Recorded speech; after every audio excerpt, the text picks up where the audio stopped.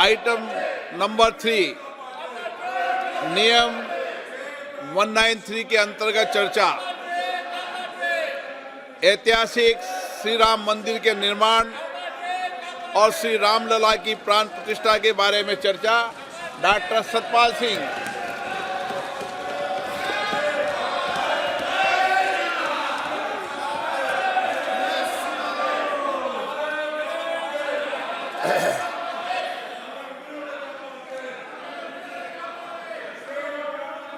आदरणीय अध्यक्ष जी, भगवान राम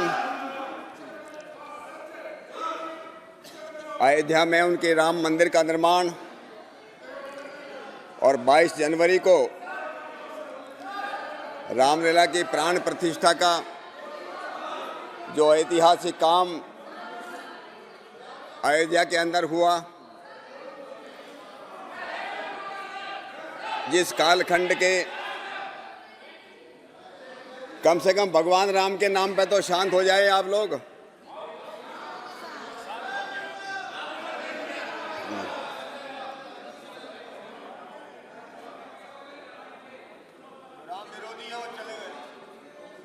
अन्य सदस्य बोलिए ना। यस, आदरणीय अध्यक्ष महोदय, भगवान राम अयोध्या में राम मंदिर का निर्माण और वहाँ पर 22 जनवरी 2024 को रामलला की जो प्राण प्रतिष्ठा हुई और उसके बारे में आज इस महान भारत के महान सदन में, आज़ाद भारत के इस महान सदन में, जो सदन हम सब लोग सांसदों को गौरवान्वित करता है, उस सदन में भगवान राम के बारे में बोलना, उनके मंदिर के बारे में अपना प्रस्ताव रखना मेरा बहुत बड़ा आज सौभाग्य है। और उसके लिए मैं आदरणीय अध्यक्ष जी आपका और अपनी पार्टी के वरिष्ठ नेतृत्व का मैं बहुत बहुत आभार व्यक्त करता हूं। हम जिस कालखंड में, जिसके हम आज साक्षी हैं, इस कालखंड में भगवान राम का मंदिर बनने देखना, उसकी प्राण प्रतिष्ठा होते देखना, वहाँ जाकर के दर्शन लेना, ये अपने आप में एक बहुत बड़ा ऐतिहासिक बात है। आज़ाद भारत के इस कालखंड में जिस प्रकार से भगवान राम का मंदिर बना, क्योंकि भगवान राम जैसे कुछ लोग सोचते हैं वो कोई सांप्रदायिक विषय नहीं है। श्री राम केवल हिंदुओं के नहीं, वो सबके हैं। भगवान राम हम सब के पूर्वज भी हैं और हम सब के लिए प्रेरणा भी है। और इसलिए उनके ज़माने, क्योंकि उनके ज़माने में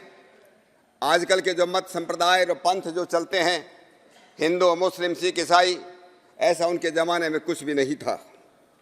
वे तो मर्यादा पुरुषोत्तम थे। इसलिए भगवान राम को याद करना, उनका बखान करना, और जैसे हमारे पूर्वजों ने कहा था, रामेति राम भद्रेति रामचंद्रेति वा स्मरन नरो न लिप्यते पापे भुक्ति मुक्तिम च विंदते ही। जो लोग राम का, रामभद्र का, रामचंद्र का ऐसा स्मरण करते हैं, वे मनुष्य पाप में लिप्त नहीं होते और समृद्धि तथा मुक्ति को प्राप्त करते हैं। और इसलिए हम सब लोग इस सदन के, हम ही सभी सांसद, आज भगवान राम पर जब हम लोग चर्चा करते हैं, मुझको लगता है जैसे कोई राम कथा होती है, कहीं वेदों की कथा होती है, सबको पुण्य का अर्जन होता है। आज राम कथा की चर्चा करके हम सब लोग निश्चित रूप से पुण्य का अर्जन करने वाले हैं। अयोध्या में राम मंदिर की बात करने से पूर्व मैं इतना बात जरूर मैं कहना चाहता हूं कि राम हमारे लिए एक भावना है, राम हमारा भाग्य है, राम हमारी इच्छा है। भारतीय सभ्यता का राम एक तर्क है, सर्वोच्च राज्य शासन का राम एक मूर्त रूप है, राम एक चेतना है, राम एक विरासत है, राम एक सभ्यता है, राम एक संस्कृति है, राम एक शास्त्र है और राम एक मोक्ष भी है। और इसलिए भारतीय भाग आकाश में राम सर्वत्र है, राम सब जगह है। उत्तर भारत में भगवान राम के नाम पर कई राम सिंह हैं, कई रामचंद्र है, और जाकर के हमारे दक्षिण भारत में जाकर के कहीं वो रामान्ना बन जाते हैं, कहीं वो रामैया बन जाते हैं, कहीं वो रामचंद्र बन जाते हैं। उनके नाम पर कहीं रामपुर स्थापित होता है, कहीं रामागुंडम स्थापित होता है, कहीं रामेश्वरम बन जाता है। इसलिए राम जो है घट घट में वासी है, रोम रोम में वासी है। और इसलिए भगवान राम के बारे में जब हम लोग बात करते हैं, मुझे लगता है भगवान राम का व्यक्तित्व इतना विशाल और इतना विराट है। उसकी भारत और केवल मात्र भारत की भौगोलिक सीमाएं में नहीं, भारत की भौगोलिक सीमाएं तोड़ करके चाहे इंडोनेशिया हो, जावा हो, मलेशिया हो, दुनिया के पता नहीं कितने देशों में जाकर के राम जाकर के स्थापित हो गया। इसलिए सत्य सनातन और शाश्वत इस भगवान राम को हम लोग मानते हैं। और इसलिए मैं कुछ बातें जो है भगवान राम के मंदिर बनने से पहले कुछ बातें मैं इसलिए भी बताना चाहता हूँ कि भगवान राम हमारे पूर्वजों के हिसाब से, वाल्मीकि रामायण के हिसाब से, क्योंकि उनके बारे में सबसे ज़्यादा जानने का अगर कोई प्रामाणिक सोर्स है, प्रामाणिक स्रोत है, तो उसको हम वाल्मीकि रामायण कहते हैं। और वाल्मीकि रामायण के हिसाब से, और हम जितने पूर्वजों ने हमारी किताबें लिखी हैं, पुस्तकें लिखी हैं, उनके हिसाब भगवान राम त्रेता 24वें त्रेता में पैदा हुए। और 24वें त्रेता इस बात के लिए भी इस सम्मानित सदन के सामने एक बात रखना चाहता हूँ। 2007 के अंदर जब रामेश्वरम और श्रीलंका के बीच में राम सेतु के निर्माण का प्रोजेक्ट तैयार हुआ, उस समय की जो सरकार थी, उस समय की कांग्रेस सरकार ने, उनके संस्कृति मंत्रालय ने उच्चतम न्यायालय में जाकर के एक शपथ पत्र दिया। और शपथ पत्र ये दिया कि भगवान राम नाम का कोई व्यक्ति इस धरती पर पैदा नहीं हुए, राम जो एक काल्पनिक विषय है। वाल्मीकि रामायण ने कहा है, यतो धर्म है ततो राम है, यतो राम है ततो धर्म है, जहाँ राम है वहाँ धर्म है। और साथ साथ में भगवान व्यास ने यह भी कहा था, धर्मो रक्षित है हतो धर्मो हतो हंतु। जहाँ जो धर्म के हाना करता है, धर्म की हत्या करता है, उनकी हत्या हो जाती है, और जो धर्म की रक्षा करते हैं उनकी रक्षा होती है। और जिस प्रकार से कांग्रेस ने उस समय जो है राम को नकारा, भगवान राम को नकारा, आज उनकी ये स्थिति है। आज इसलिए जो इस देश के अंदर जो है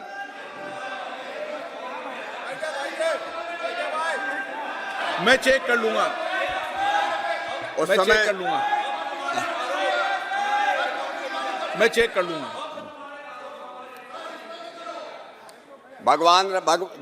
क्योंकि भगवान राम के अस्तित्व को नकारना, भगवान राम के अस्तित्व को नकारना, अपनी संस्कृति को नकारना था, अपनी सभ्यता को नकारना था, अपनी विरासत को नकारना था। और इसलिए जो है मैं इस बात को कई बार इसको कहता हूं कि 2008 में उस समय मैंने एक लेख लिखा था। जो लोग ये कहते कि भगवान राम कभी भी इस धरती पर पैदा नहीं हुआ, उस समय मैंने 20 सवाल लिखे थे।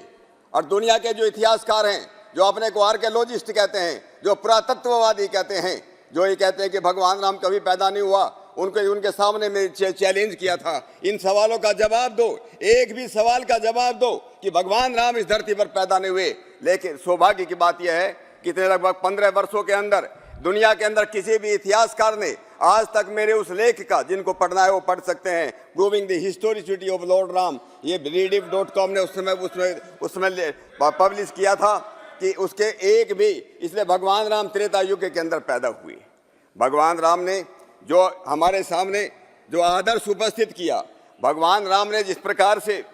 राम राज्य की जिस प्रकार से स्थापना की, जिस राम राज्य के बारे में आज़ादी के आंदोलन में महात्मा गांधी जी कहते थे, आज़ाद भारत में जो राज्य होगा, आज़ाद भारत में राम राज्य होगा। और उस राम राज्य की विशेषता क्या थी? रामचरितमानस में गोस्वामी तुलसीदास लिखते हैं, दाहेक दैविक भौतिक तापा, राम राज कहू नहीं व्यापा। उस राम राज के अंदर किसी भी प्रकार की बीमारी नहीं थी, किसी भी प्रकार के कोई रोग नहीं थे, सब जन करें परस्पर प्रीति, सब लोग जो आपस में प्रेम से रहते थे। चले स्वधर्म निरत श्रुति नीति, वेद की आज्ञा के आधार पर उनके आदर्श को उसमें चलते थे। और वही राम राज्य की स्थापना के लिए, और इसलिए हमारे पूर्वजों ने जिस प्रकार से राम मंदिर की बात हुई, और ये सब लोगों को इतिहास का करके मैं बताना चाहता हूँ। जिस प्रकार से इतिहास के अंदर हुआ कि वहाँ पर अयोध्या के अंदर ये सब लोग मानते हैं कि भगवान राम अयोध्या में पैदा हुए, भगवान राम अयोध्या में पैदा हुए। आप लोग, मैं राम मंदिर की बात कर रहा हूं। आदरणीय अध्यक्ष महोदय, हमारे मित्र हैं अधीर रंजन चौधरी जी, और अपने नाम के हिसाब से कभी कभी अधीर हो जाते हैं, लेकिन राम के नाम पर तो उनको अधीर नहीं होना चाहिए, बहुत धैर्य के साथ सुनना चाहिए, क्योंकि भगवान राम धैर्य की प्रतिमूर्ति थे, वो धैर्य की साकार मूर्ति थे। जिस राम मंदिर की मैं बात कर रहा हूं, जिस राम मंदिर की मैं बात कर रहा हूं, वो केवल राम मंदिर जो है कंक्रीट और पत्थरों का मंदिर नहीं है, वो इस देश के करोड़ों लोगों की आस्था का मूर्त रूप है। वो हमारी जो है करोड़ों लोगों की ऊर्जा का साकार रूप है, ऊर्जा के वो साकार रूप है। तो राम मंदिर के जब मैं कालक्रम की मैं बात करता हूं कि अयोध्या के अंदर भगवान राम का मंदिर था, वो भगवान राम का मंदिर तोड़ा गया, भगवान राम का मंदिर तोड़ा गया। लोग कहते हैं वहां पर जो है, जब बाबर पानीपत की पहली लड़ाई के अंदर 1526 में दिल्ली का सिंहासन, दिल्ली के बादशाह जो है बाबर बन गए, उस समय वहां पर जाकर के अयोध्या की तरफ जाओ, उनके एक वो थे, उनके सेनापति थे मीर बाकी 1528 के अंदर वहां जाकर के उस राम मंदिर को तोड़ा, और राम मंदिर जब तोड़ा, वहां पर एक उनका शेख बयाजिद नाम का एक वहां पर का लोकल, जिसको हम गवर्नर कहते हैं, उसने दिल्ली के बादशाह के खिलाफ वहां पर विद्रोह किया था, इसलिए उसको दबाने के लिए मीर बाकी को वहां पर भेजा गया था। और ये इतिहास इस बात का गवाह है, इतिहास इस बात का गवाह है कि वहां पर मंदिर था। ये ASI ने, आर्कियोलॉजिकल सर्वे ऑफ इंडिया ने, कोर्ट के आदेश के अनुसार वहां पर जिस प्रकार से सर्वे किया, 2003 में जिस प्रकार से सर्वे हुआ। लेकिन उससे पहले मैं कहना चाहता हूं कि 1528 से लेकर के जब तक राम मंदिर वहां पर पुनः बना, जब उस राम मंदिर की एक ईंट तोड़ी गई, उसी दिन से इस देश के लाखों करोड़ों लोगों ने यह भी निर्णय किया था कि पुनः हम वहीं पर राम मंदिर बनाएंगे। और इसलिए पिछले लगभग 500 वर्षों का जो इतिहास रहा, 500 वर्षों का इतना लंबा संघर्ष का इतिहास, वो बलिदानों का इतिहास, किसी ने हिसाब लगाया है कि उसमें राम मंदिर के उसमें वहां पर जो संघर्ष चले, जो दंगे चले, उसमें लगभग 1,74,000 लोग उसके अंदर मारे गए। बड़े बड़े दंगे हुए, लेकिन कभी हम लोग रुके नहीं, कभी हम लोग थमे नहीं, कभी ये देश की जनता जो है कभी जो झुकी नहीं, क्योंकि ये राम मंदिर के तोड़ना केवल राम मंदिर को तोड़ना नहीं था, ये इस देश की चेतना के ऊपर, इस सामूहिक चेतना के ऊपर, इस देश की विरासत के ऊपर आक्रमण था और हल्ला था। और इसलिए जैसे मैंने कहा कि संघर्ष चलता रहा, और 1855 से जब से कागजात हमको मिलते हैं, 1855 में वहाँ पर जो है एक चबूतरे का निर्माण हुआ, 1934 में फिर वहाँ पर दंगे हुए। मैं ज़्यादा लंबा उसमें नहीं जाना चाहता हूँ। 1949 के अंदर 22 और 23 दिसंबर के मध्य भाग में वहाँ रामलीला की जो मूर्ति एक साइड में मस्जिद में रखी थी, उनके मध्य भाग में रखी गई। 1950 के अंदर वहाँ एक सिविल केस किया गया, और निर्मोही अखाड़ा और दिगंबर अखाड़ा, इन लोगों ने मिलकर के उसके जो है वो हमारी जो हमारा जो संघर्ष था, वो हमारा संघर्ष चलता रहा। मैं इसके साथ साथ कुछ बातें ये भी बताना चाहता हूँ कि जहाँ एक तरफ कोर्ट की लड़ाई चल रही थी, वहाँ पर दूसरी तरफ जन आंदोलन भी इस देश के अंदर चल रहा था। और जन आंदोलन सबसे पहले 1983 में हमारे कांग्रेस के मित्र यहाँ पर मैं बैठे हैं, उनको मैं बताना चाहता हूँ कि 1983 के अंदर जब सबसे पहले जन आंदोलन चलाने की बात हुई, तो मुजफ्फरनगर के अंदर एक बहुत बड़ी रैली हुई, और उस रैली के अंदर श्री गुलजारी लाल नंदा, जो इस देश के 2 बार अंतरिम प्रधानमंत्री रह चुके हैं, जो कांग्रेस पार्टी के एक बहुत बड़े नेता थे, और श्री रज्जू भैया जी, दाऊद दयाल खन्ना जी, महेंद्र रामचंद्र दास जी, इन लोगों की अध्यक्षता में एक बहुत बड़ी मुजफ्फरनगर के अंदर हुई। और उसके बाद 1984 में प्रथम धर्म संसद का विश्व हिंदू परिषद ने बुलाया, अशोक सिंघल जी ने उसकी जो अध्यक्षता की थी। और उस जमाने के अंदर इसका अगर किसी को डिटेल पढ़ना हो तो हमारे बहुत ही वरिष्ठतम नेता आदरणीय श्री लाल कृष्ण अडवाणी जी ने जो अपनी आत्मकथा लिखी है, वह माई कंट्री माई लाइफ, उसके अंदर इस बात का पूरा उसने डिटेल दिया है। धर्म यात्रा सितंबर 1984 के अंदर शुरू हुई। एक प्रकार से एक जन आंदोलन शुरू हुआ, बिहार के सीतामढ़ी से लेकर के अयोध्या तक एक ये यात्रा निकाली गई। 1986 के अंदर 1986 में महाशिवरात्रि के दिन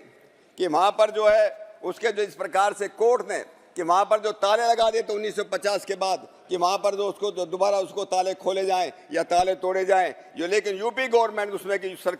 उत्तर प्रदेश की सरकार ने वो कोर्ट में जाकर के आया, लेकिन कोर्ट ने उनको परमिशन नहीं दी। लेकिन हाई कोर्ट ने जब उनको पूजा के लिए परमिशन दिया, पर यह बाद में जाकर के कुंभ के अंदर 1 फरवरी 1989 के अंदर लगभग 1 लाख साधु और संत हमारे जो है प्रयागराज इलाहाबाद के अंदर जो इकट्ठे हुए, और उन लोगों ने तब रामशिला जग कर गए उनका जो है पूजन करके वो वहाँ पर अयोध्या में ले जाया जाएगा, और वहाँ पर जाकर के जिस प्रकार से दोबारा राम मंदिर का शिलान्यास होना चाहिए ये निर्णय किया गया। 1989 में भारतीय जनता पार्टी के नेशनल एग्जीक्यूटिव ने भी तय किया कि उन्होंने भी इस देश की अस्मिता के ऊपर एक खतरा है, इस देश की अस्मिता का प्रश्न है, हम सब लोगों के सबके सम्मान का प्रश्न है, और इसलिए 1989 के अंदर जिस प्रकार से हमारे विश्व हिंदू परिषद ने अपनी यात्रा शुरू की थी, हमारे श्री लाल कृष्ण आडवाणी जी ने 25 सितंबर और जो सोमनाथ से और 30 अक्टूबर तक जो अयोध्या की जो है यात्रा जो है उस समय शुरू की। और आप सब लोगों को मालूम है कि उस समय लोग लाखों करोड़ों लोग ये नारा लगाते थे कि कसम हम जय श्री राम करके सौगंध राम की खाते हैं मंदिर वहीं बनाएंगे, सौगंध राम की खाते हैं मंदिर वहीं बनाएंगे। और आप सब लोगों को मालूम है कि आडवाणी जी जो है समस्तीपुर बिहार में लालू यादव ने गिरफ्तार की थी, और उस समय उत्तर प्रदेश के अंदर आदरणीय श्री मुलायम सिंह यादव जी की सरकार थी। जब ये तय हुआ कि अक्टूबर के अंदर 30 अक्टूबर में ये तय हुआ था कि हम लोग 30 अक्टूबर 1992 में जाकर के सब वहाँ पर जो है जाकर के शिलान्यास करेंगे, तो उस समय मुलायम सिंह यादव जी ने कहा था अरे आदमियों की बात तो क्या है, कार सेवकों की बात तो क्या है, एक चिड़िया भी अयोध्या के अंदर जो अंदर प्रवेश नहीं कर पाएगी। और उसमें जिस प्रकार से हमारे 50 कार सेवक मारे गए, गोली का निशाना बने, मैं उन कार सेवकों को भी आज इस सदन के अंदर उन सबको मैं श्रद्धांजलि देता हूं। इसके साथ साथ उन लोग 1,74,000 जो लोग मारे गए उन सबको भी मैं श्रद्धांजलि देता हूं। मैं जैसे मैंने कहा था कि एक तरफ जो है विश्व हिंदू परिषद का वो चल रहा था, दूसरी तरफ अयोध्या के अंदर ही चल रही थी, और हाई कोर्ट से लेकर के सुप्रीम कोर्ट तक लड़ाई चलती रही। हाई कोर्ट ने ये कोर्ट मैं बताना चाहता हूं कि सुप्रीम कोर्ट के कहने के बाद भी हाई कोर्ट का कहा था कि 6 दिसंबर से पहले उनको अपना निर्णय देना चाहिए, लेकिन उन्होंने अपना निर्णय नहीं दिया। उनका निर्णय जो है वो 11 दिसंबर को आया। ऐसे कार सेवकों ने 6 दिसंबर को जो घटना घटी, जो हुआ वो सब लोगों के सामने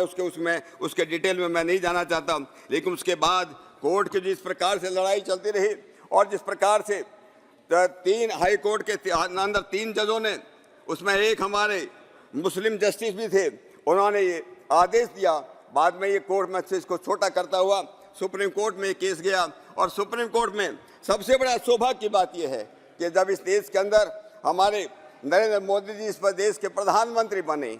ये श्रेय भी उनको जाता है। और जिस प्रकार से 41 दिनों के अंदर सुप्रीम कोर्ट के अंदर दिन प्रतिदिन डेली उसकी सुनवाई होती रही, और हमारा 2019 के अंदर 9 नवंबर 2019 के अंदर उसका निर्णय आया। लेकिन 1-2 लोगों की बात मैं जरूर इस बात को कहूँ। एक के पार्सन 92 साल के एडवोकेट जो रामलला के उसमें, और जस्टिस देवकी नंदन अग्रवाल, उनका जिक्र मैं जरूर करना चाहता हूं कि देवकी नंदन अग्रवाल जी ने ये कहा था, ये पहली बार मुझे लगता है एक न्यायिक इतिहास में जुडिशल हिस्ट्री के अंदर एक भगवान राम की डीटी को, उनके देवता को एक आदमी के रूप में, जिसको भारतीय जो हमारा जो धार्मिक संहिता है उसके अंदर उनको जो है डिसेबल्ड पर्सन या दिव्यांग की उनके जो परिभाषा दी गई, उनके नाम पर भगवान राम को, रामलला को, उनके जहाँ विराजमान जन्म स्थान उनको वादी बनाया गया। और वादी के आधार पर जिस प्रकार से के पाराशरन जी ने नंगे पैर सुप्रीम कोर्ट के अंदर खड़े होकर के 92 वर्ष की उम्र में भी उन्होंने कभी कुर्सी पर नहीं बैठे, उसके बाद जिस प्रकार से उन्होंने उस कोर्ट चलाया, अपना केस चला। और जैसे मैंने कहा कि 9 नवंबर 2019 के अंदर सुप्रीम कोर्ट का निर्णय हुआ, सर्वसम्मति से निर्णय हुआ कि वहाँ भगवान राम का मंदिर बने, और भगवान राम का मंदिर वहाँ बनना शुरू हुआ। और आप सब लोगों को मालूम है कि भगवान राम का मंदिर बन करके जिस प्रकार से अभी 22 जनवरी को उसके रामलला के वहाँ पर जो है उनकी प्रतिष्ठा हुई। मैं इसलिए कभी कभी इतिहास में इस प्रकार के कालखंड आते हैं, कुछ लोग ऐसे पैदा हो जाते हैं समाज के अंदर, ऐसे युग पुरुष पैदा होते हैं जिनको हमेशा आगे वाला युग जो है आगे आने वाला समय याद रखेगा। और जैसे किसी शायर ने कहा था कि हजारों साल नरगिस अपने बेनूरी पर रोती है, हजारों साल नरगिस अपनी बेनूरी पर रोती है, बड़ी मुश्किल से होता है चमन में दीदावर पैदा। ये मोदी जी आए, नरेंद्र मोदी जी आए, इस देश के अंदर आए, और जिस प्रकार से उन्होंने न कि राम का मंदिर बना, राम राज लाने का उन्होंने जो काम किया, ऐसा एक राम राज जहाँ सर्वेषां अविरोधेन सर्वेषां मंगलार्थ, सबके मंगल के लिए इस प्रकार उन्होंने उसका कहा था। और मैं इस बात को कहना चाहता हूँ, मैं अपने सभी साथियों के बात बताना चाहता हूँ, राम के जमाने में भगवान वशिष्ठ महर्षि वशिष्ठ ये कहते थे, मैं उन्होंने केकई को समझाते हुए कहा था, जहाँ पर राम नहीं है, जहाँ राम नहीं है वहाँ राम राज वहाँ जो है वो राष्ट्र नहीं हो सकता, जहाँ राम है वहीं पर राष्ट्र है। और इसलिए हम लोगों को जो है न ही तद भविता राष्ट्रम यत्र रामो न भूपति तत् भविता राष्ट्रम यत्र रामो न भूपति तद्वनम भविता राष्ट्रम रापो निर्वसति। जहाँ पर राम है वहीं पर राष्ट्र है, जहाँ राम नहीं है वो राष्ट्र नहीं हो सकता। अगर हम इस देश के हम हमेशा ये कहते हैं कि हम जो है वयम राष्ट्र जागृया में पुरोहित है, अगर हम इस राष्ट्र के जागरूक होकर हम प्रहरी हैं तो हमको भगवान राम को याद रखना पड़ेगा। अगर इस देश राष्ट्र का हमको निर्माण करना है 15 अगस्त 1947 को एक बात मैं जरूर कहना चाहता हूँ, उस समय हमारे जो पहले प्रधानमंत्री पंडित जवाहरलाल नेहरू ने एक बात कही थी 15 अगस्त 1947 को, मैं उनको कोट करता हूँ, a moment comes which comes but really when you step out from the old to the new, when an age ends and the soul of nation long suppressed finds utterance. इतिहास के कालखंड में एक आध बार निराली घड़ी आती है जब हम अतीत से अद्यतन की ओर कदम बढ़ाते हैं, एक युग का अस्त होता है और चिर विवर्धित राष्ट्र की आत्मा मुखरित हो जाती है। आज राम मंदिर बनने के बाद एक चिरमुखरित हमारी आत्मा, इस देश की असामूहिक चेतना वो जागृत हो गई है। और सूर्यकांत निराला उनकी एक पंक्तियों से मैं अपनी बात को विराम की तरफ लेकर चलता हूँ। इस अमृत काल के, इस उषा काल के अंदर हमारे सूर्यकांत निराला जी ने लिखा था, प्रिय स्वतंत्र रव अमृत मंत्र नव भारत में भर दे, नव गति नव लय ताल छंद नवल कंठ नवल जलद मंत्र रव नव के नव विहंग वरंद को नव पर नव स्वर दे, वर दे वीणा वादिनी वर दे वीणा वादिनी वर दे। आज इस देश के अंदर सार्थक हो रही है। और स्वामी विवेकानंद के शब्दों में मैं कहता हूँ, सांसद मित्रों, ये स्वामी विवेकानंद कहते थे कि इस अमृत काल में अगले 25 वर्ष हमारा इष्ट देवता केवल मात्र भारत है, केवल मात्र भारत। अन्य देवताओं को भूल जाओ, केवल भारत को, इस देवता को याद रखना है। इस भारत की प्रगति, इसका वैभव, यही है हमारा मोक्ष और यही है हमारा धर्म। मित्रों, चंदन बने इस देश की माटी, मित्रों चंदन बने इस देश की माटी, तपोभूमि हर ग्राम हो। चंदन बने इस देश की माटी, तपोभूमि हर ग्राम हो। हर बाला देवी की प्रतिमा बच्चा बच्चा राम हो, बच्चा बच्चा राम हो। इन्हीं शब्दों के साथ सभी सामान्य सदस्य मित्रों को मैं ध्यान देता हुआ अपनी बात को मैं विराम देता हूँ। जय श्री राम, जय श्री राम। श्री